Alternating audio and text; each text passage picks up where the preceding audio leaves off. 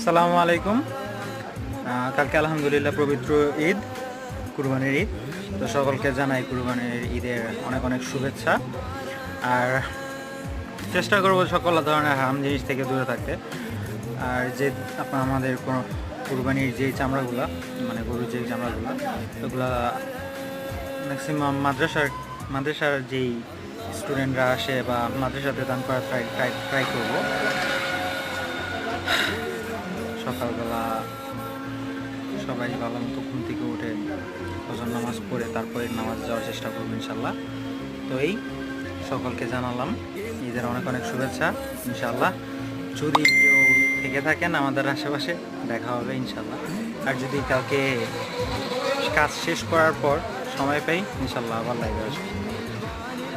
আর লাইভে আসতে পারতেছি না কারণ আমার ফলোয়ার কম, এর জন্য লাইভে আসতে পারতেছি না।